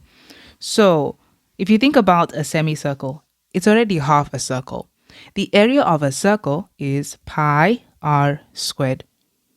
That's the area of an entire circle. But then we have a semicircle, right? And we're not really trying to find the area of that part, so just the semicircle. We're trying to find the area of half the semicircle because this entire thing that looks like a pizza slice, that is half the size of our semicircle. So we're actually just trying to find that. If you're trying to find the area of half a semicircle, that's really a quarter of the circle. So we're really saying pi r squared, yes, but a quarter of it only. So to find that, I'll say a quarter times pi times the radius squared. And we know they told us what the radius was. They said the radius of the semicircle is this. So I will still substitute that. Okay, so that actually solves this green part, the area of that entire sector. And then we need to subtract from it the area of this blue part, the right angle triangle. Well, this is already right angle, so that helps us a lot. So that means we can consider that as our base and that as our height. But here's the thing about this base and height that we know. It goes from the center of the circle to the circumference, that's OB. And from the center of the circle to the circumference at A, that's OA. Those are both radii or radiuses, okay? So we know that they're both this, okay? Or we can just call them r so long. So to find the area of that circle, we'll say minus, and we're saying a half multiplied by, because it has a perpendicular height, we'll use the half base times height.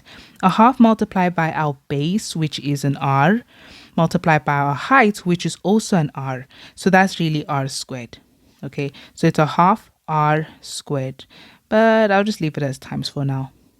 Okay, so now that we have gotten everything figured out, the calculation, now we just have to substitute and carefully simplify. Okay, so this is equal to, and we'll say a quarter multiplied by pi. There's nothing we can do with pi, it's just pi. And then the r squared, that is x minus x squared. So we're multiplying by two terms, so x minus x squared.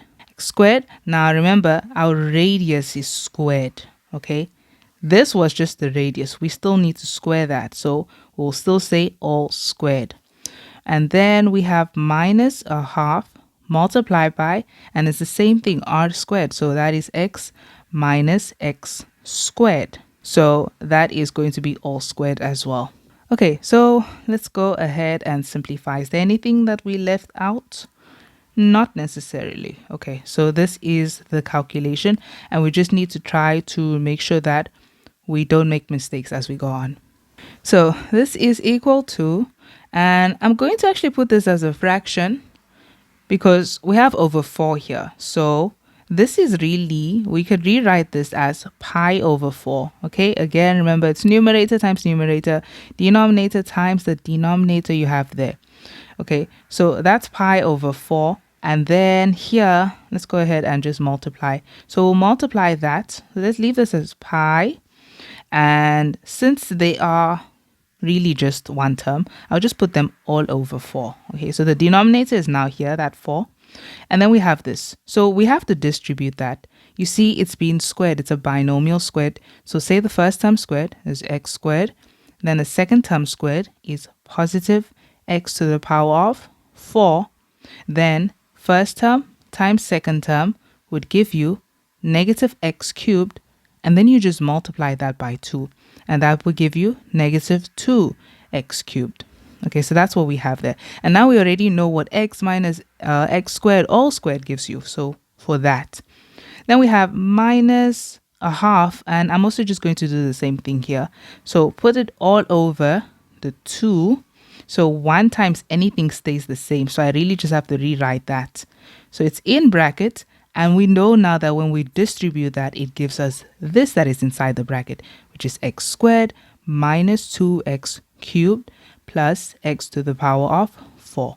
And that's what we have here. Okay, So the main thing here is these are two fractions and we're subtracting. So we really just have to make the denominators the same so that we can properly subtract them. When you're adding or subtracting, your denominators need to be the same. So we're going to go ahead and make the denominators the same. Because this is a 2, you can multiply the denominator and the numerator by 2 to make those denominators the same. And so this would be equal to. Okay, so another thing is I can actually just rewrite everything over the same denominator since they are now the same. So this is equal to, and it's all over 4. They will become 4. And let's rewrite what we have. Well, not rewrite, let's distribute. So we're going to have pi x squared and then minus 2 pi x cubed and positive pi x to the power of 4. Then here, what you can just look at this as is you multiply by 2. So technically what will happen is your 2 would multiply and go in front of this bracket. Then this negative 2 would distribute into what we have in the bracket. So that's going to be a negative 2x squared, a positive 4x to the power of 3, and a negative 2x to the power of 4. And it's all over 4 and the denominators are the same. That's why we now put them over the same denominator. Okay, so when we get to this point, it looks like there's just a lot of things going on and things will not simplify. But the thing is that we actually do have like terms here. The reason we can't see that we have like terms is because of the pi. So all through, do you see that there's something with x squared here as well? So x squared, and then that also has x squared. And then this has x to the power of 3, and that also has x to the power of 3. And that has x to the power of 4, and that also has x to the power of 4. So these are like terms. So I'm going to put them together. So we rewrite it as pi x squared, and then that's going to be minus 2x squared. Okay, we're done with that. The green ones now. Minus 2 pi x cubed, and then that's plus 4x cubed. Then the blue plus pi x to the power of 4, and then minus 2x to the power of 4. And again, they're all being divided by 4. Also, I can actually just call this a of x now because we can see that our equation is now in terms of x. Okay, so now that we have this, we can go ahead and actually group. The reason why is because these two, they're like terms, okay, and they both have a common factor of x squared. Like these two as well, also like terms, and they both have a common factor of x cubed, and those have a common factor of x raised to the power of 4. So we have a of x is equal to, and let's take out that common factor. So the common factor is x squared. And so what are we left with? We'll be left with pi minus 2. So we're done with that one. Then the green one. So we're taking out minus, and let's just take out everything that is common. So do you see between these two terms, what's common is actually the minus 2 is common, right? Because we also have a 2 in there.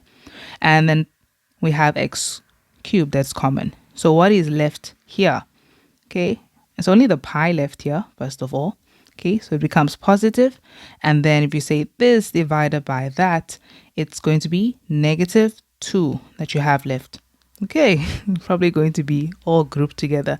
Then the last ones, we're going to take out the common factor, which we can see is just x to the power of 4. So it's positive x to the power of 4, open a bracket, what is left, this divided by your common factor is pi, and then this divided by your common factor is negative 2. Okay, so do you see that all through in each of these three terms that we have, pi minus 2 is common. So what we're going to do is take out that as a common factor in these three terms. So taking pi minus 2 out as a common factor. So pi minus 2, that comes out. And then what are we left with? We are left with, in the first term, you're only left with x squared. In the second term, what are we left with when we take that out as a common factor? You're only left with negative 2x to the power of 3. And then in the third term, what are you left with when you take that out as a common factor? You're left with positive x to the power of 4. and all of this is divided by 4. Now this looks very similar to what we had, but let's just see how they wrote it. Okay, so do you see that with the pi minus 2, they just gave that denominator of 4 to the pi minus 2. So we can just do that. So our a of x, this is just going to be a of x is equal to, so we're just going to rewrite this with that denominator and we'll leave that just being multiplied next to it. So that is pi minus 2 over 4, okay, and it's being multiplied by this x squared minus 2x cubed plus x to the power of 4. Also, I also noticed that what they did is they actually wrote this, okay, in descending powers of x. So we can actually do that. So the highest exponent comes first. So let's just rewrite it like that just so that it is in the same format. So we'll write the x to the power of 4 first, and then minus 2x to the power of 3, and then positive x squared. And that is our answer. So that's how we find the area. So grade 12s, make sure to just be really careful when you work with these because you know that you can make little mistakes and they will affect your answer. Okay, so that is 10.2.1. Then we move on to 10.2.2. Okay, 10.2.2 says, determine the value of x for which the shaded area will be a maximum. Okay, so we already know that this is the area of the shaded area, so we just need to maximize it. So we're finding the maximum value. We're saying a of x is equal to, now the way it is written looks really weird to try and derive this. I'll give you an example so that you see what they mean by this. So yes, we do have something that looks really, well, it's different to what they usually, give. So let's actually see how can we actually find the derivative of this function. So I'll give you an example. You see, this that we see here is really a number. It just doesn't look like a number right now because of pi. Pi is a number and you have minus that and that. So really what it is, if you had to distribute it, we're not going to do that because that's really just going to complicate things.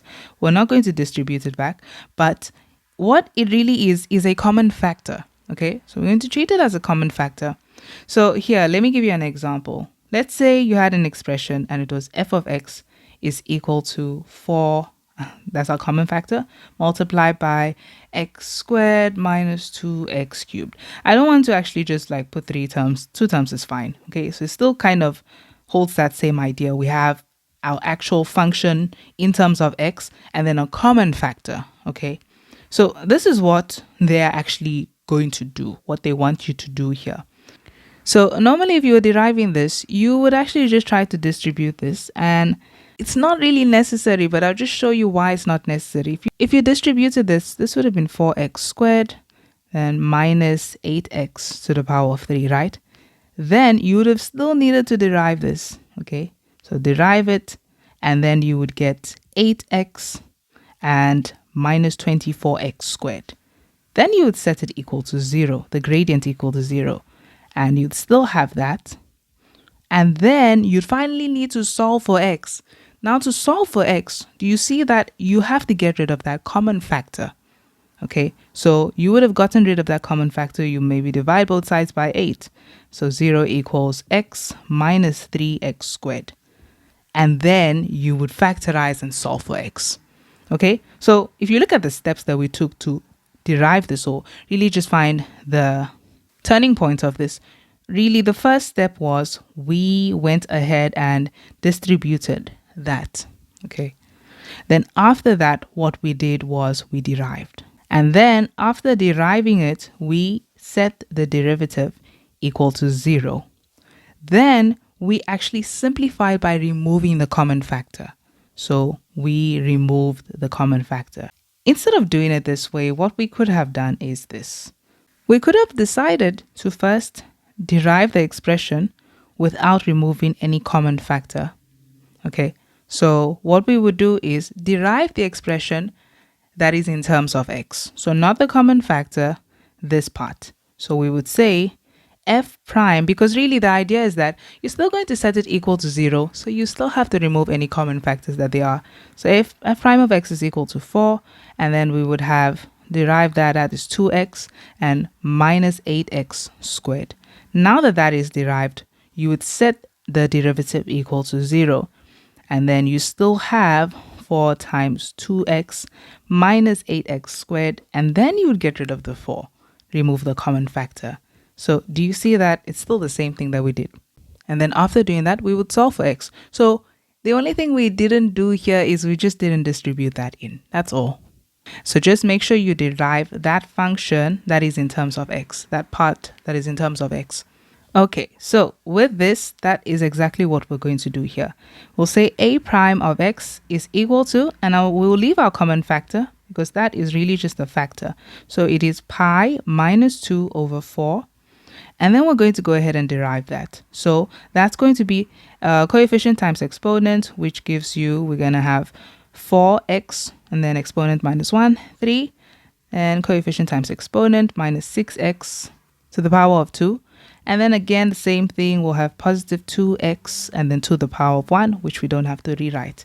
Now that we have derived, we can go ahead and set our derivative equal to 0. And so we still have that, well, I'm going to just divide after. And so we still have that part. And then we will just divide both sides by that because it's a number, really. Okay, so you're really just dividing both sides by pi minus 2 over 4 divided by pi minus 2 over 4.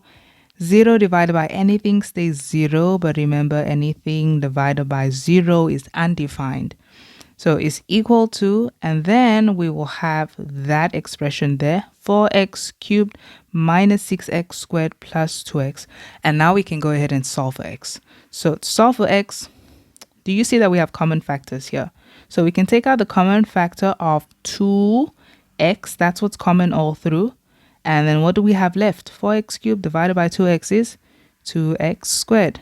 And then negative 6x squared divided by 2x is negative 3x, and then this divided by that is the same thing, so it's positive 1.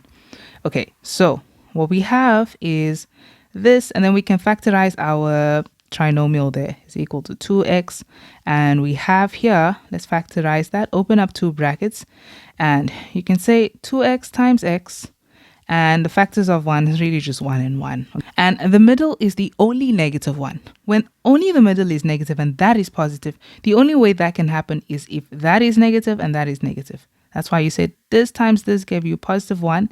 And then when we cross multiply, 2 times negative 1 is negative 2x.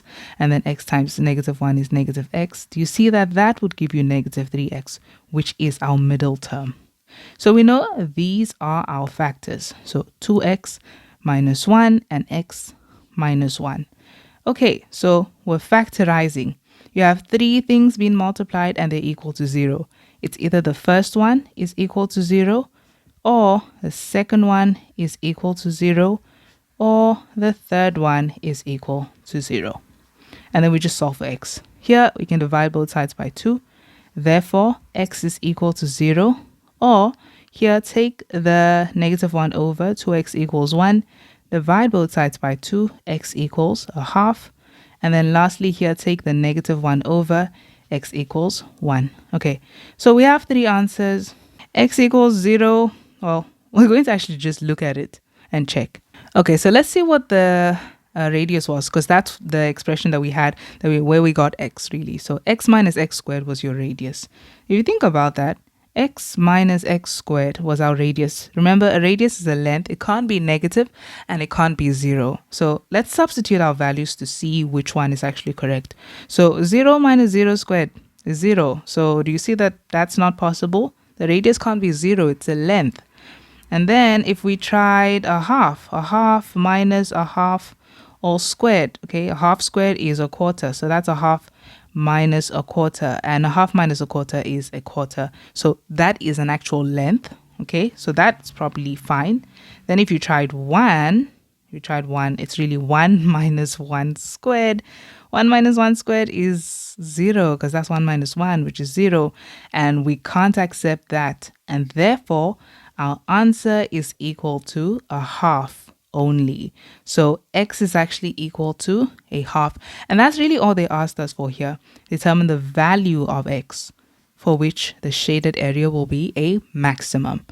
Okay, so that is it for this video. I hope you guys enjoyed. All the best for prelims to all the matrix who are writing prelims. And I will see you guys in my future videos. So bye for now.